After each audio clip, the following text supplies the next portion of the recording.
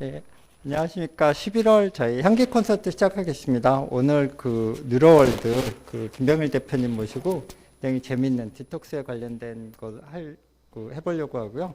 사실 그 오늘 뭐 여러 가지 설명해 주시겠지만은 저희 오늘은 또 향기에 관한 것보다도 또 다른 분야에서도 굉장히 많이 배울 게 있고 저희 연구소에서 또 하고 있는 일들하고 연결해서 또 다른 일들도 많이 해볼 수 있을 것 같습니다. 오늘 바쁜 시간 내주신 김병일 대표님께 큰 박수 부탁드리겠습니다. 방금 소개받은 프로젝트의 김병일이라고 합니다. 오늘 이렇게 좋은 자리 만들어주셔서 성공해야 만들어주셔서 감사드리고요. 오늘 제가 말씀드릴 주제는 뉴로월드라는 저희 회사에서 만들고 있는 디지털 소재 그중에 대표적인 뉴로월드라는 뉴로월드라는 제품을 제가 간단하게 소개해드리고요. 어떻게 보면 저희도 지역에 있는 병원들 또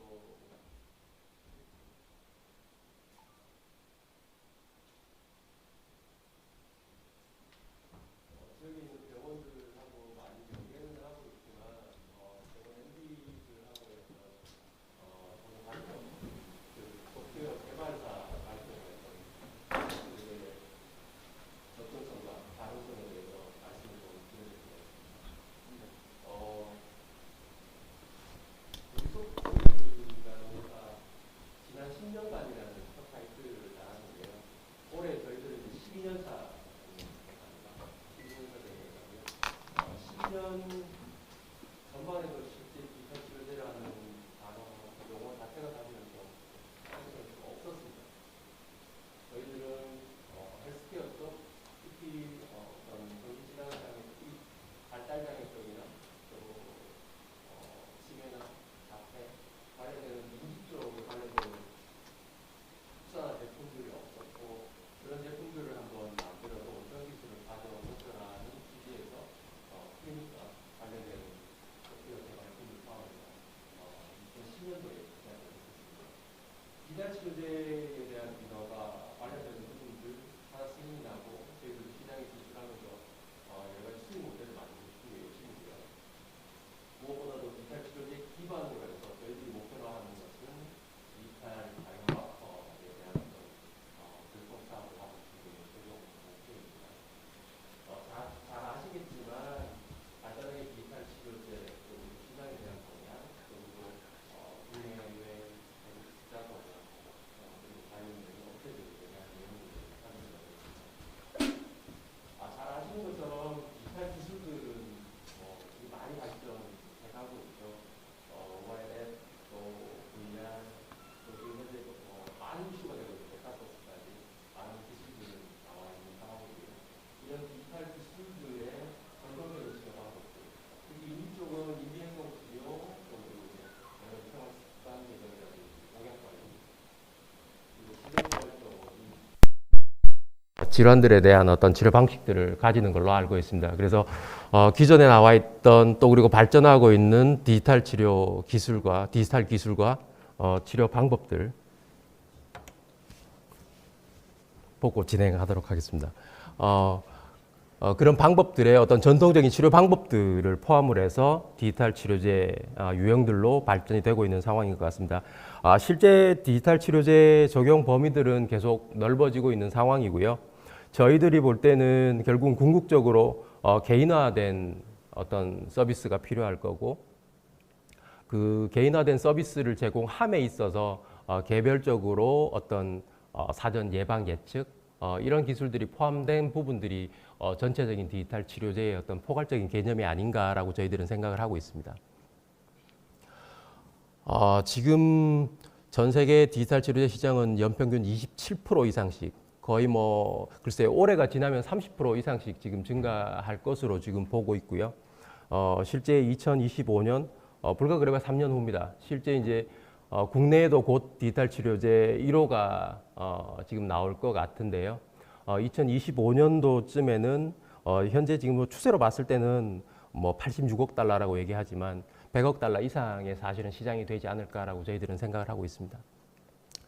대부분은 신경발달장애나 정신질환 쪽에 특화가 되어 있는 상황이지만 여러 연구들을 통하고 또 여러 스타트업들이 생기면서 관련되는 어떤 발달장애, 공황장애, 우울장애, 외상후 스트레스 또 그리고 지금 최근에 학교 쪽 특히 2년 동안 지금 3년째 진행되고 있는 코로나 시기 때문에 교육 쪽은 지금 예를 들어서 초등학교 1학년, 2학년들은 2년 동안 학교를 가본 적이 거의 없습니다.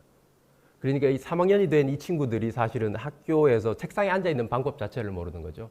그래서 어떤 주의 집중력 여부라든지 이런 부분들을 사실은 디지털 치료제하고 연결을 하려고 하는 업체들도 많이 늘어나고 있는 추세입니다. 최근 정부 투자 동향들을 보면 이건 국책과제 기반으로 저희들이 준비를 한 내용들이고요. 실제 이제 디지털 치료제 R&D 투자 자체가 사실은 17년도가 넘어오면서 지속적으로 많이 늘어나고 있고 정부에서 관심을 가지는 부분들도 굉장히 많이 생기고 있습니다. 특히 이제 정신건강 쪽 관련되는 부분들 그리고 인지, 언어, 발달장애, 정신질환 이 부분들이 이제 상위에 랭크되어 있는데요. 특히 이제 정신질환에 대한 부분들은 당연히 재활과 연결되는 부분이 있을 테고 인지나 언어나 발달장애 쪽은 대부분 자라나는 아이들에 대한 부분들도 있겠지만 노화되면서 또 그리고 또 젊은 시점에 사실은 뇌졸중 환자라든지 여러 가지 사실은 질환들 때문에 사실은 같이 포함이 되는 내용들이 대부분입니다. 그래서 거기에 따르는 여러 가지 질환별 디지털 치료제에 대한 관심들을 많이 가지고 투자를 해 나가고 있는 상황입니다. 우리 소프트 같은 경우에는 인지 언어 쪽, 발달장애 쪽에 관련되어 있는 부분들이 조금 상위에 랭크가 되어 있고요. 이 부분들은 현재 지금 이제 최근 뭐 5년 상간에 5년 상간에 국내 디지털 치료제 관련돼서 국제 과제를 진행했던 어떤 기관들 또 그리고 상위 분포도를 저희들이 정리해 본 내용들입니다. 왼쪽에 보시는 화면은 앞서 말씀드린 어떤 투자에 대한 부분들을 보여주는 내용들이고요. 오른쪽은 지금 이제 정부 과제를 어떻게 보면 가장 많이 또 그리고 수행해 왔던 어떤 기관들에 대한 내용들입니다. 상위 5개, 뭐 6개 정도까지는 대부분 서울 경기권에 있는 대형 병원들, 종합병원들이고요. 아마 소프트웨어 개발 쪽 관련되는 기업 입장에서는 사실은 저희가 많은 정부 과제를 통해서 많이 커왔고 또 거기에 따르는 여러 가지 제품들을 업그레이드 해왔다고 보시면 좋을 것 같습니다.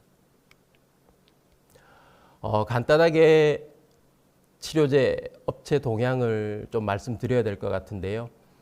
저희들은 지금 이제 3주 전에 저희들이 이제 임상 GMP 식약처에서 임상 GMP를 저희들이 받았고 지금 탐색 임상에 대한 신청을 마친 상황입니다. 그래서 아마 1, 2주 상간에 저희들이 아마 탐색 임상 승인을 받을 예정이고요. 거기에 따르는 임상들을 진행을 해 나갈 예정입니다. 거기에 따르는 저희들이 진행한 내용들은 ADHD에 관련되는 타겟을 잡고 저희들이 임상 신청을 했었습니다. 국내 업체 동향 중에 첫 번째로 ADHD 엔데버 RX, 알키리사의 엔데버 RX를 저희들이 넣어놓은 이유는 2020년도에 ADHD를 타겟으로 해서 FDA 디지털 치료제 허가가 첫 번째로 나온 것이 엔데버 RX라는 제품입니다. 그래서 그 제품은 순수 이제 게임 형태, 우주선 레이싱 게임 형태의 제품으로 나와 있고요. 2020년도에 이 FDA 디지털 치료제가 승인이 되면서부터 사실은 국내에서도 많은 이슈들이 생기고 시장이 열릴 것으로 보고 있고 많은 시도들이 시작이 되었습니다. 그 뒷단에 있던 것들은 대부분 뭐 피어테라픽스도 마찬가지고 알키리 인터랙티브 같은 경우는 여러 가지 파이프라인들을 가지고 있거든요. 그래서 약물 중독, 자폐, 또 공황장애, 또 뇌혈관, 알츠하이머 치매 관련되는 부분들로 파이프라인이 형성이 되고 있고 미국 내에 1위에서 5위 업체들 같은 경우에는 여러 가지 질환들에 따르는 제품들을 개발해 가고 있습니다. 치료제 타입 쪽을 보시면 게임과 앱 또 어플리케이션 이렇게 구분이 되어 있는데요. 아직까지는 보면 게임 형태로 나와 있지만 실제 약물을 복용하는 형태의 내용들이 대부분이고요. 약물을 복용하면서 진행하는 상황들이 많이 연결이 되어 있습니다. 근데 국내에 지금 최근 2년 정도의 연구 결과들을 보면 실제 디지털 치료제를 적용하면서 진행 순수하게 디지털 치료제만 적용했을 때의 연구들이 거의 없습니다. 또 그리고 거기에 따른 연구 결과들을 뽑아낼 수 없다라고 생각하시는 게 일반적인 지금 이제 의사분들의 생각이신 것 같은데요. 그분들은 이제 개발사 입장하고는 조금 내용이 조금 다를 수 있을 거라고 저희들이 생각하고 있습니다. 그리고 또 뭐 이형 당뇨라든지 암이라든지 또 지금 관련된 어떤 진단이나 치료에 대한 부분들을 보면 영상 쪽이라든지 관련되는 앱 분석 기술들 이런 부분들을 많이 적용을 해서 진행을 하고 있는 상황들입니다. 지금 이제 우울증, 불면증, 또 뭐 금연, 통증, 통증 같은 경우에도 지금 뭐 앱 기반의 어플리케이션들, 결국은 이제 본인들이 어떤 본인들의 상황들을 입력을 하고 거기에 따른 어떤 레커멘드가 되는 상황들을 많이 보실 수 있는 앱들로 구성이 되어 있는 상황들이고요. 지금 여기서도 지금 승인된 업체들도 일부 있지만 아직도 임상을 진행하는 업체들이 대부분이고요. 전체적인 FDA 승인을 받은 업체들은 지금 한 12개 정도, 각 질환별로 해서 또 그리고 진단에 관련되는 부분들 한 12개 정도 지금 승인이 된 걸로 저희들은 알고 있습니다. 국내에서도 지금 이제 뭐 저희하고 유사한 분야도 있겠지만 다양하게 지금 탐색 임상 또 확정 임상을 진행하고 있는 상황입니다. 저희들은 지금 이제 ADHD 쪽이고요. 뉴넵스라든지 라이프 시멘텍스라든지 엠메트라든지 로안이라든지 웰트라든지 하이라든지 아마 한 번쯤은 들어보셨던 서울의 유명한 또 스피노프 업체라든지 또 의사분들이 창업한 업체들이 대부분이고요. 최근 11월 달에 지금 들어와서 저희가 확인해 본 바로는 8개 기업의 10개 제품이 지금 확증 임상이 지금 진행이 되고 있는 상황입니다. 그 중에는 대부분 진단 그리고 또 수면장애라든지 호흡 쪽 관련되는 또 그리고 영상 진단에 관련되는 확정 임상들이 진행되고 있는 상황들입니다. 여기서 이제 좀 주목해야 될 부분들이 있는데요. 다양한 질환들이 있습니다만은 여기서 지금 임상들이 많은 임상들이 있지만 순수 게임 기반으로 움직이는 부분들이 사실은 조금 많이 없다는 부분이죠. 앱이라든지 또 지금 VR로도 지금 많은 시도들을 하고 있습니다만은 VR에 대한 어떤 회의적인 얘기들도 사실은 많이 나오고 있는 상황입니다.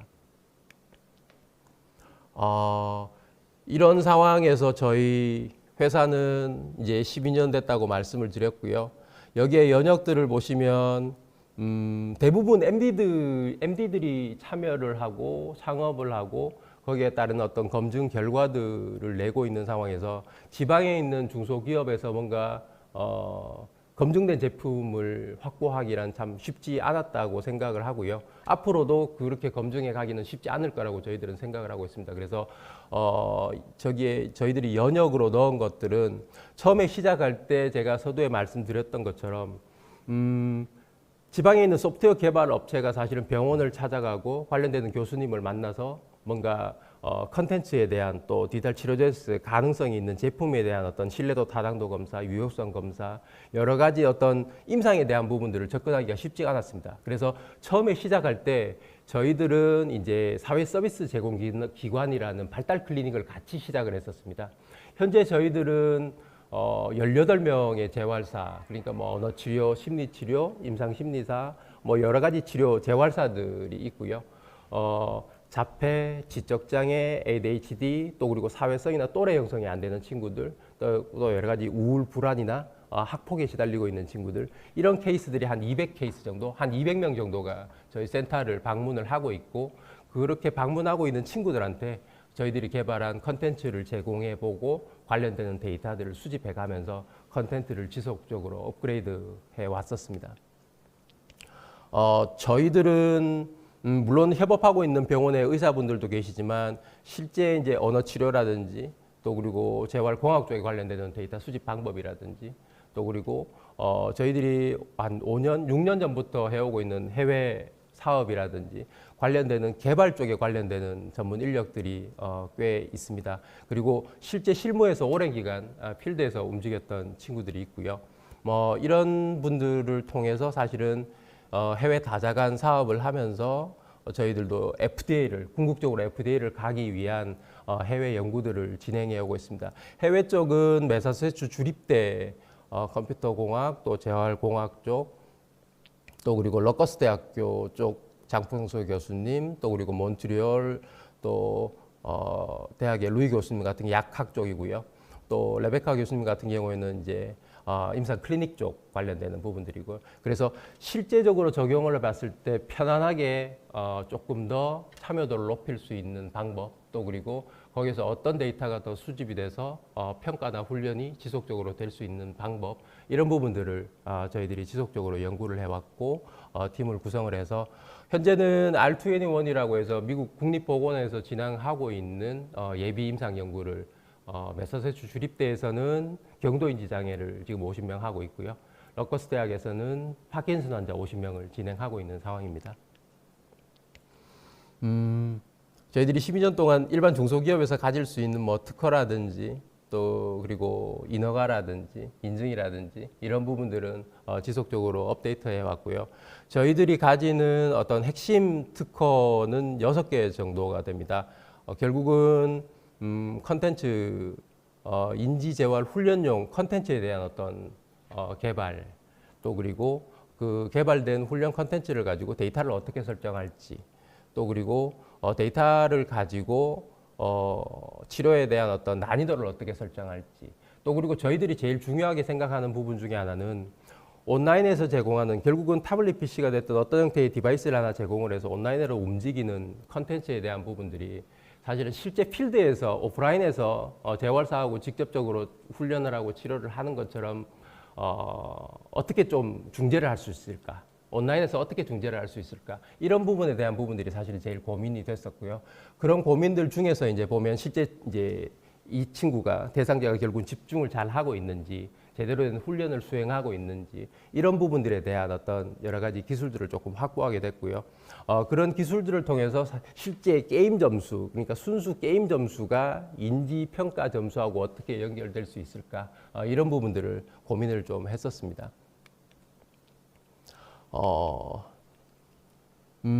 유로월드에 대한 부분들을 이제 조금 더 짚어봐야 될 것 같은데요.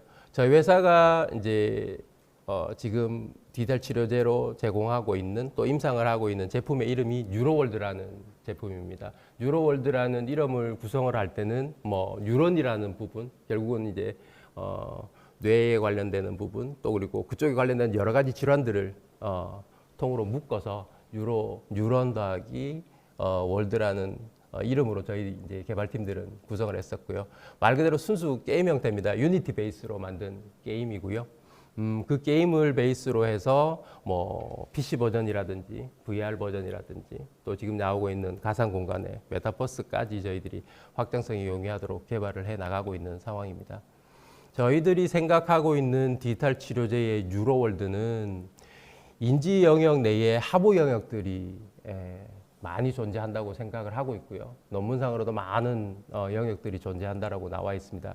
그런 어떤 하부 영역들, 대표 영역들과 하부 영역들을 연결지어서 순수 게임으로 어떻게 연결할 수 있을까? 또 그리고 그 각 게임 영역 내에 어떤 하부 영역과 메인 영역들 간의 상관관계가 있을까를 저희들이 매트릭스로 구분을 해봤고요.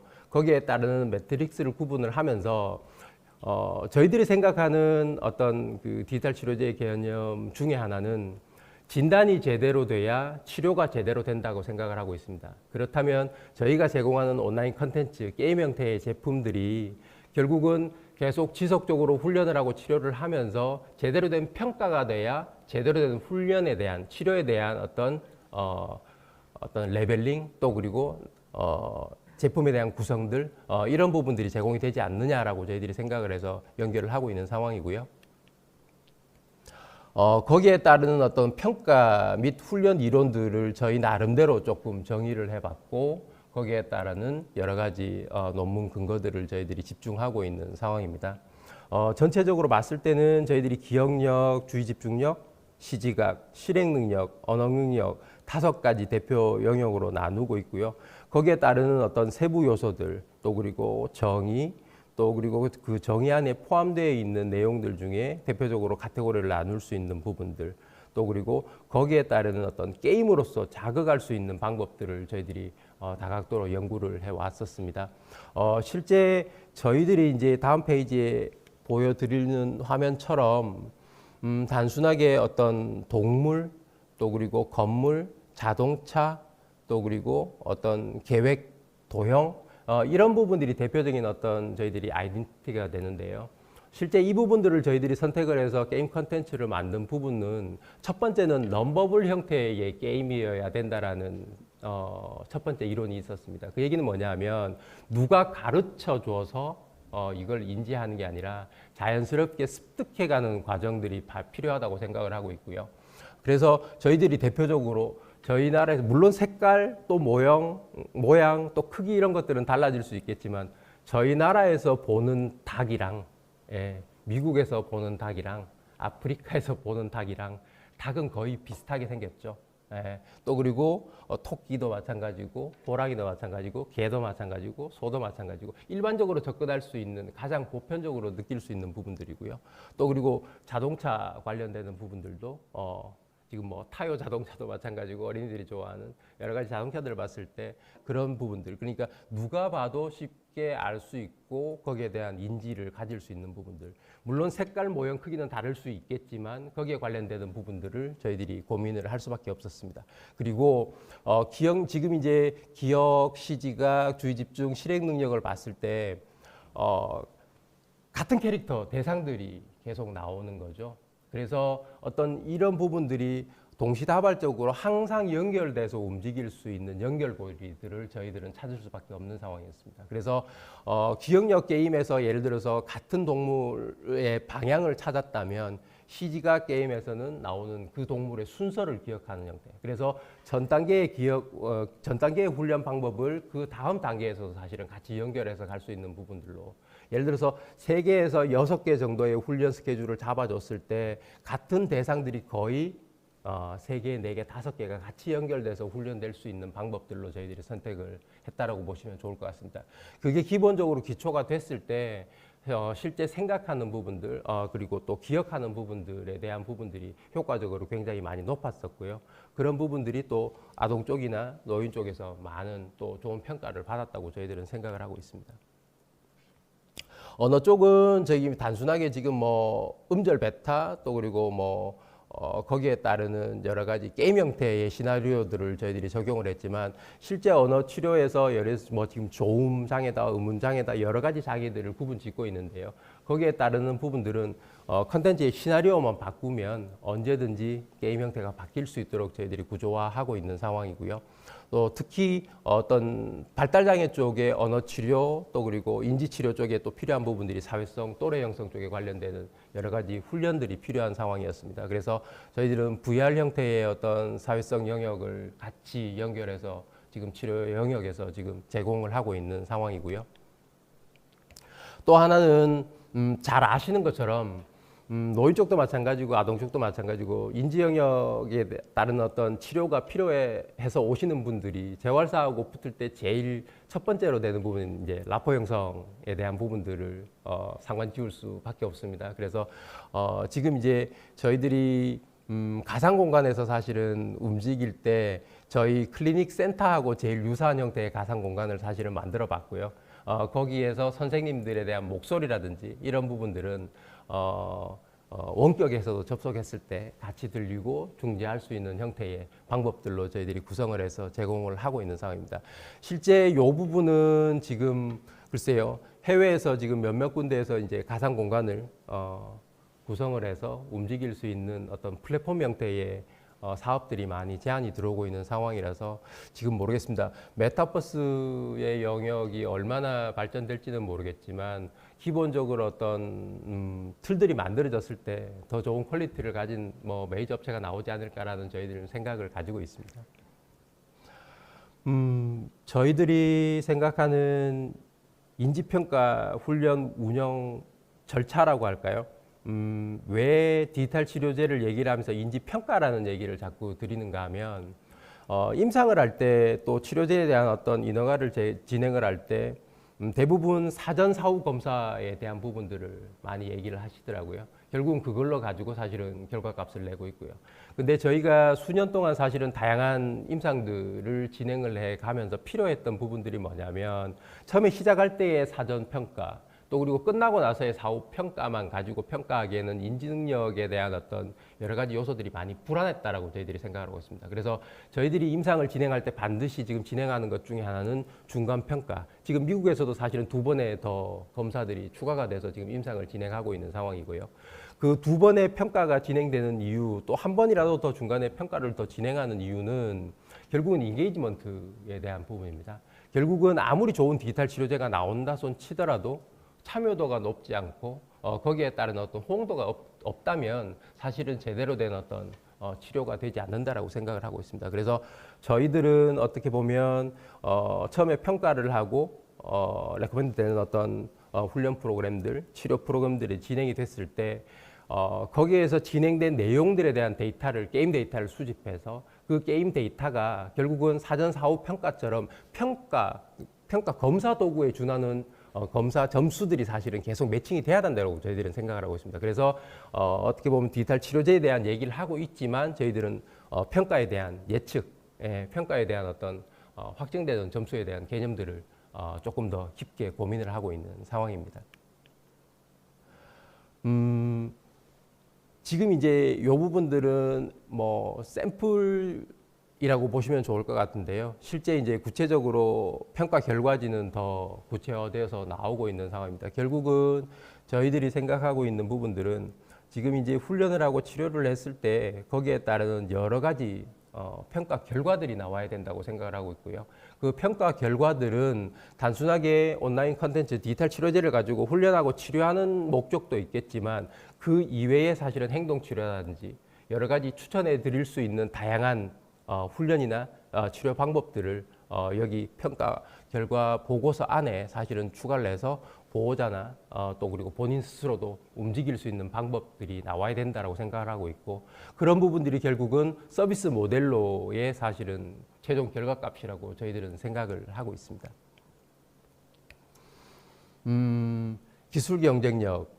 글쎄요, 저희들이 앞서 말씀드린 여러 가지 임상 방법들 또 그리고 우리 소프트가 추구하고 있는 어떤 치료가 되면서 평가가 계속 돼야 된다라는 어떤 내용들 이런 부분들을 어디서 사실은 조금 저희들이 자신하고 또 기술적인 베이스가 되느냐. 저희들은 2010년도부터 저희들이 발달 클리닉을 같이 운영했다고 말씀을 드렸습니다. 그래서 실제 시작할 때부터 어떤 대상자가 어떤 진단을 받았고 또 그리고 처음에 검사지를 어떤 형태의 검사들을 받았었고 또 그리고 그 검사를 바탕으로 해서 장애 진단을 받고 난 이후에 어떤 재활사와 어떤 치료 재활 커리큘럼을 가지고 진행했는가에 대한 부분들을 저희들이 데이터화했습니다. 또 그리고 실제 그런 어떤 훈련 콘텐츠나 다양한 교재 교구들을 활용했을 때 어떤 부분이 나아지고 어떤 부분이 부족했는가를 데이터화했습니다. 그래서 실제 뭐 ADHD뿐만 아니라 지적장애, 자폐아동, 뭐 언어장애까지 포함을 해서 그런 어떤 장애 아동들에 대한 데이터들을 저희들이 확보를 하고 있는 게 저희들이 어떤 가지고 있는 기술 경쟁력이라고 보시면 좋을 것 같고요.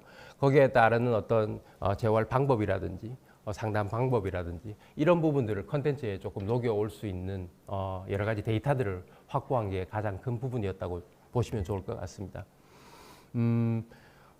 인지재활 데이터에 대한 부분들은 임상 연구 또 그리고 앞서 말씀드린 2010년부터 16년 또 그리고 17년 이후로 사실은 데이터를 나눠놓은 이유가 2016년 이전까지는 사실은 저희들이 데이터를 확보하고는 있었지만 실제 논문을 발표하면서 뭔가 근거를 남길 수 있는 여력은 사실은 적었습니다. 왜냐하면 컨텐츠를 개발하는데 저희들이 거의 5년이 걸렸습니다.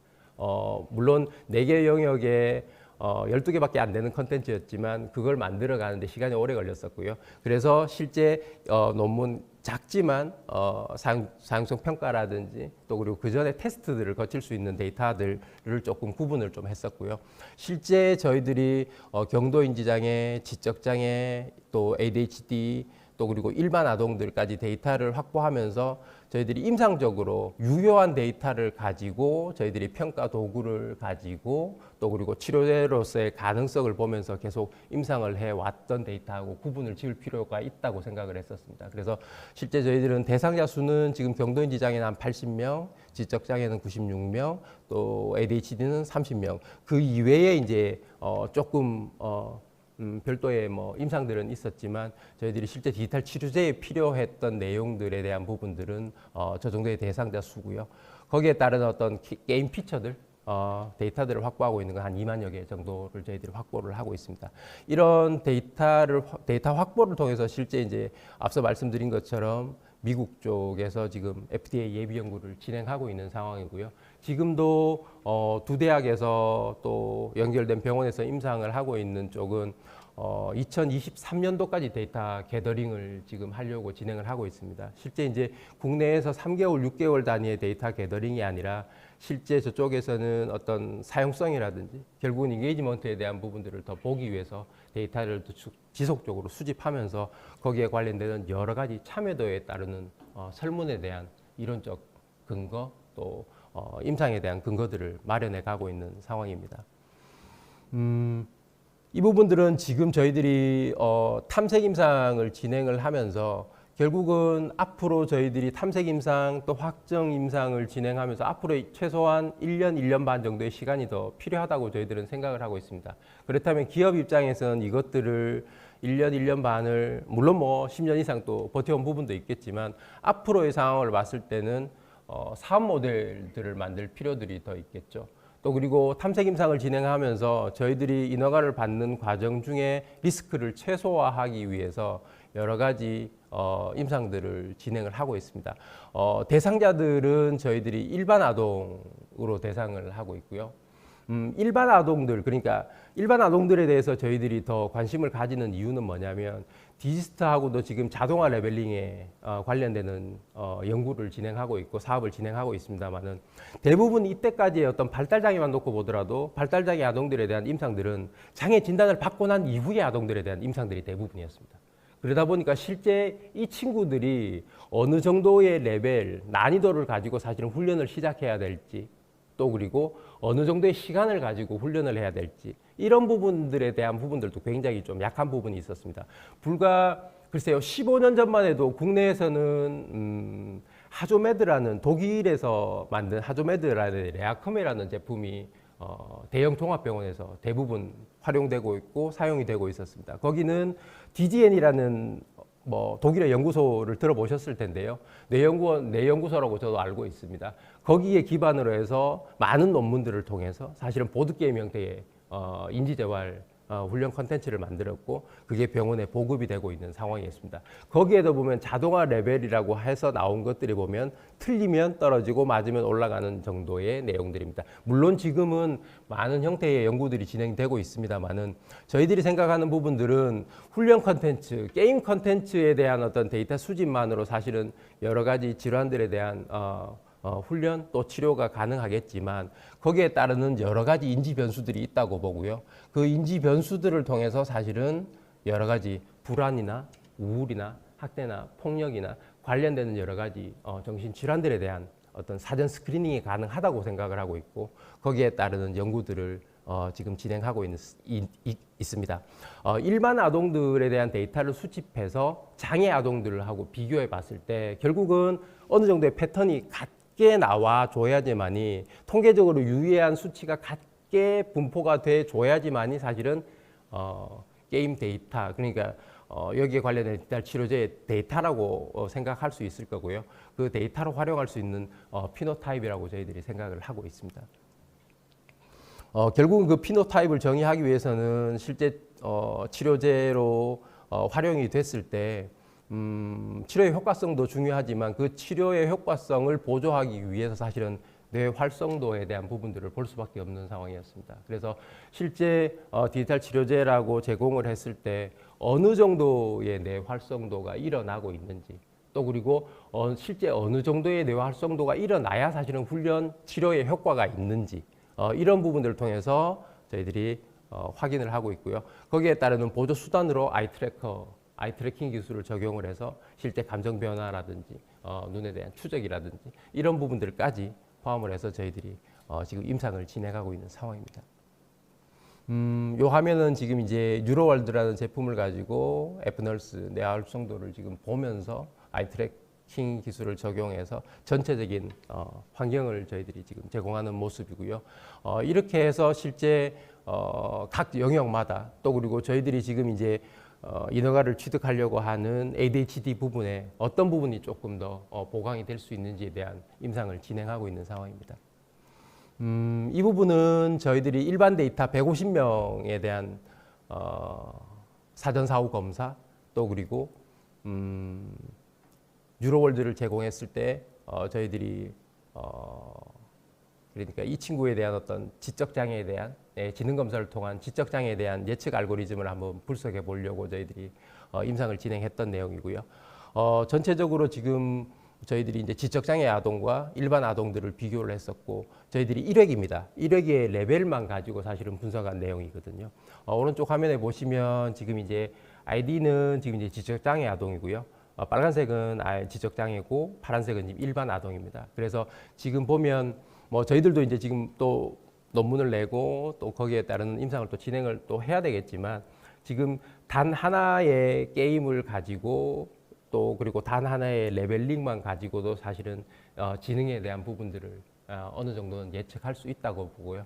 전체적인 예측률은 한 94% 정도로 지금 매칭이 되고 있는 상황입니다. 그래서 저희들은 어떤 지금 K-위스크만 가지고 얘기를 했지만 뭐 CAT 주의 집중력 검사도 마찬가지고 또 다양한 이제 뭐 CBCA라든지 여러 가지 지금 이제 검사 도구들을 통해서 매칭을 하고 있는 상황입니다. 그래서 인지에 대한 부분들 아동 쪽도 마찬가지고 노인 쪽도 마찬가지고 인지에 대한 부분들이 기본적으로 떨어지거나 불안하거나 위험한 상황들을 사전에 스크리닝하고 거기에 따르는 어떤 사후 관리에 관련되는 부분들을 모니터링할 수 있다라고 저희들은 생각하고 있습니다. 글쎄요, 뭐 디지털 치료제에 따르는 저희 제품에 따르는 어떤 임상적인 근거들을 마련할 수밖에 없는 입장이었습니다. 그래서 실제 컨텐츠를 만들고 난 이후에 어떤 대상에 대한 또 컨텐츠에 대한 여러 가지 어떤 신뢰도 타당도 검사 또 그리고 관련되는 여러 가지 임상에 대한 부분들을 조금씩 진행을 해왔었고요. 화면이 작아서 많이는 못 넣습니다. 이렇게 어떤 훈련의 효과성이라든지 또 그리고 검사 도구 그러니까 질환에 대한 어떤 사전 스크린에 대한 예측 모델들을 제공하는 논문들을 저희들이 한 20편 정도 지금 냈었고요. 앞으로도 뭐 올해 내년 계속 지속적으로 저희들이 탐색 임상, 확정 임상 진행하면서 의료기기로서의 어떤 가능성들은 이렇게 논문으로 저희들이 검증해 나갈 예정입니다. 저희들이 앞서 말씀드린 것처럼 3주 전에 탐색 임상 관련되는 인허가를 진행하기 전에 임상 GMP를 받았고요. 지금 탐색 임상을 곧 진행할 예정입니다. 빠르면 뭐 내년 상반기에 저희들도 확정 임상을 진행하고 싶은 생각이고요. 거기에 따르는 여러 가지 훈련에 대한 또 치료에 대한 픽스에 대한 내용들을 준비하고 있는 상황입니다. 국내에는 지금 이제 저희들은 이제 디지털 치료제로서 인허가를 받기 위해서는 2등급 기준으로 가야 되는 상황입니다.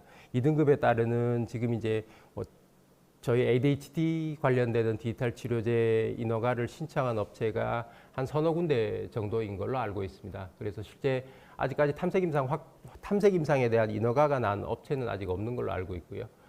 실제 사전에 지금 확정 임상에 대한 승인을 받아서 진행했던 업체들 중에 사실은 중도 임상을 포기한 업체들도 조금 있고 돌아선 업체들도 좀 있는 것 같습니다. 그게 이제 앞서 말씀드린 두 가지의 이유인 것 같은데요. 하나는 약을 복용하면서 뭔가 진행하는 데에 대한 부분들에 대한 어떤 디지털 치료제의 효과성에 대한 미비한 점이 좀 분명히 있습니다. 왜 약을 복용하면서 약물에 대한 어떤 우선이 너무 지배적으로 움직이다 보니까 있던 컨텐츠를 제공하고 치료제에 대한 부분들이 사실은 미미한 부분들이 있었고요.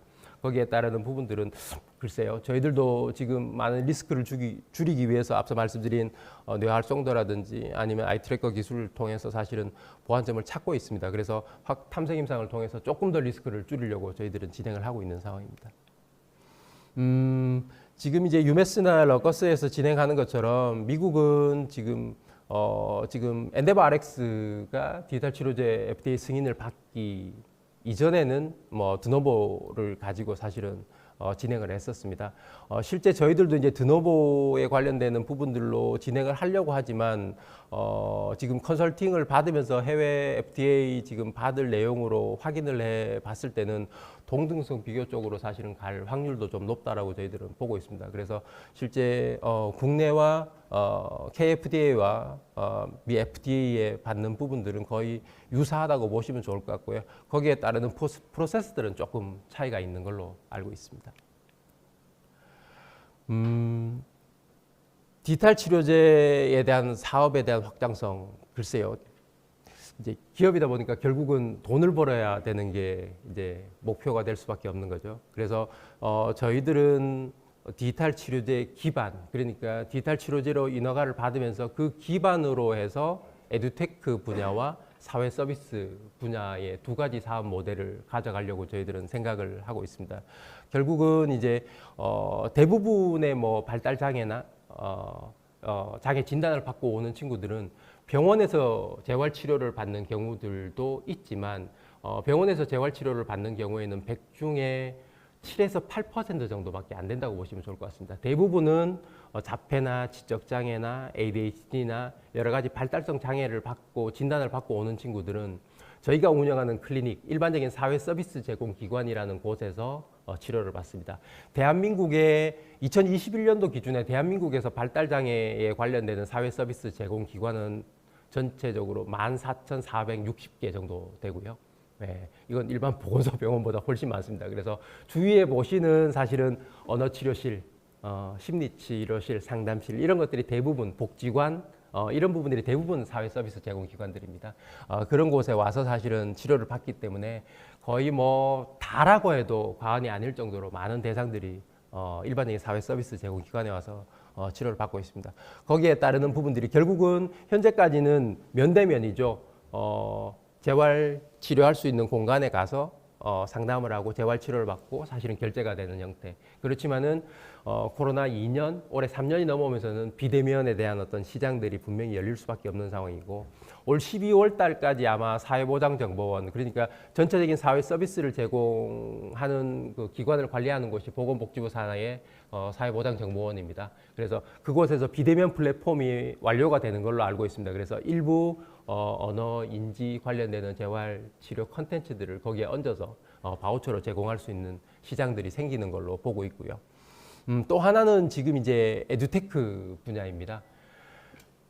글쎄요, 올 초만 해도 사실은 이렇게 많은 교육 광고라 그럴까요? 아이스크림, 홈런, 웅진, 대교, 싱크빅 뭐 진짜 많은 톱스타들이 나와서 많은 어떤 홍보를 하는 어떤 시기를 보신 적은 없었을 겁니다. 결국은 뭐냐면 결국은 지금 이제 교육 시장에서는 어떻게든 학습 능력 향상에 대한 타겟을 잡을 수밖에 없는 상황. 2년, 3년 동안 학교 등교가 힘들고 거기에 따르는 교육 방법들이 차별화를 가지지 못하는 상황에서 100 중에 1, 2, 3, 4는 어떻게든 학습이 따라가는 상황. 대신 90 이상은 사실은 어떻게 공부를 해야 되는지 또 그리고 거기에 관련되는 여러 가지 상황들을 전달을 못하는 상황입니다. 일부 저희들이 에듀테크 분야로 갈 때 지금 이제 NHN 에듀라든지 웅진이라든지 아이스크림 홈런하고 지금 얘기하고 있는 부분들은 이 친구들을 이제 훈련 평가, 그러니까 인지 평가를 해보면 절대 15분 이상 집중을 못하는 친구가 있습니다. 근데 15분 정도밖에 집중을 못하는 친구한테 40분짜리 과학, 수학, 영어, 국어 과목을 준다고 해서 절대 온라인 컨텐츠라고 해도 진행이 될 수 있는 상황은 못 되죠. 그래서 그런 부분들을 어떻게 바꿔줄지 또 그리고 그런 타이밍을 어떻게 해서 중재를 할지 거기에 관련되는 사업 모델들이 많이 나오고 있는 상황입니다. 그래서 거기에 관련되는 어떤 에듀테크 분야까지 저희들은 사업 모델로 결국은 사회복지, 에듀테크 이 두 가지 의료가 마무리되기 전까지의 어떤 사업 모델로 저희들은 생각을 하고 있습니다. 지금 현재 저희들은 이제 뉴로월드 DTX-A라고 그래서요. ADHD에 이제 첫 머리를 따서 지금 탐색 임상을 진행을 하고 거기에 따른 어떤 보완들을 진행하고 있는 상황입니다.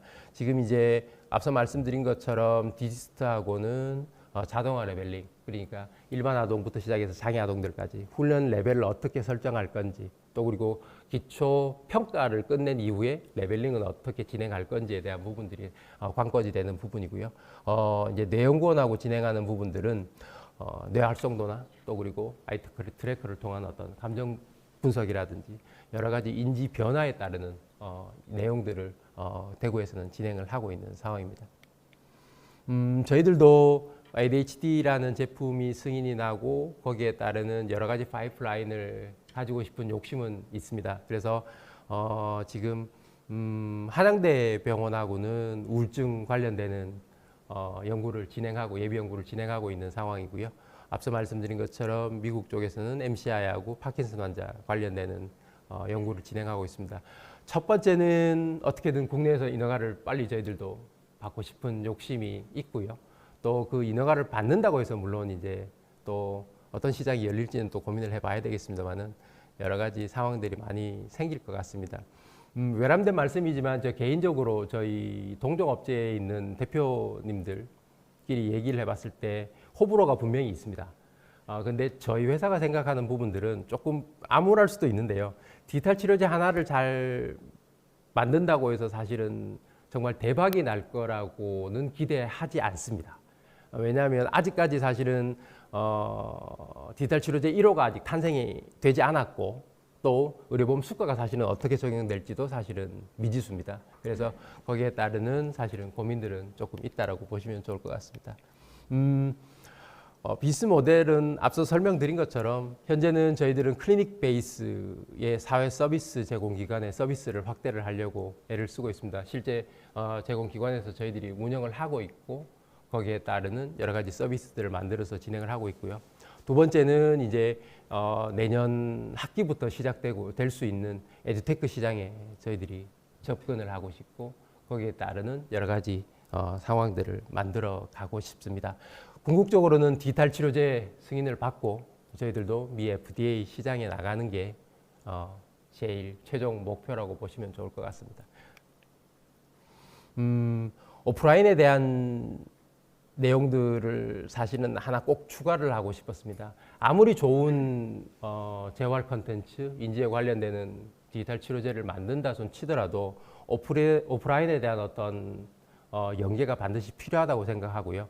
또 오프라인에서 제공하는 서비스 중에 결국은 재활사, 중재자들이 어떤 형태의 사실은 기술들을 사실은 조금 더 보탤 수 있느냐가 디지털 치료제 시장에 조금 더 고도화될 수 있는 하나의 방법이라고 생각하고 저희들은 굉장히 중요하게 생각을 하고 있습니다. 결국 병원 클리닉에 들어갈 수 있는 어떤 내용들, 사회 서비스에 들어갈 수 있는 부분들, 에듀테크에 들어갈 수 있는 부분들, 결국은 디지털 치료제 의료의 궁극적인 디지털 치료제 시장에 들어가서 다양한 산업군에 저희들도 사업이 확장될 수 있는 방법들을 찾으려고 애를 쓰고 있습니다. 12년 차 되면서 제일 힘들게 느꼈던 건 글쎄요, 이건 뭐 저희 기업만의 어떤 극복해야 되는 숙제일 수도 있습니다.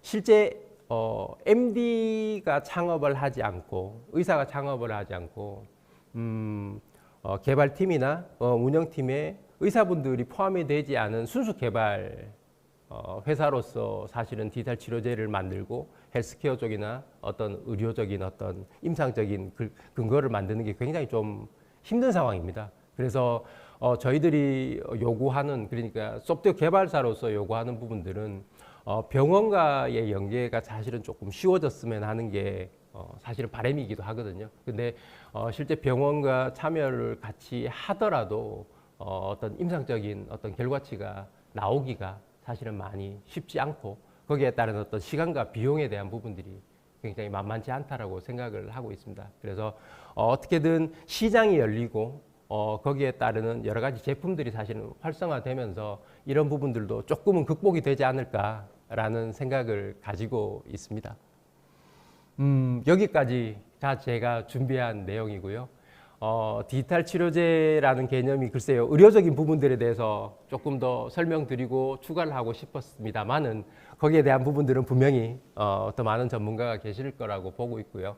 저희들은 개발사 입장에서 이때까지 할 수 있는 부분들에 대해서 어떻게 진행을 해왔고 또 앞으로 저희들이 할 수 있는 부분들 또 그리고 도움을 받아야 되는 부분들에 대해서 조금 말씀드리고 싶었습니다. 오늘 귀한 시간 만들어 주셔서 너무 감사드립니다. 고맙습니다.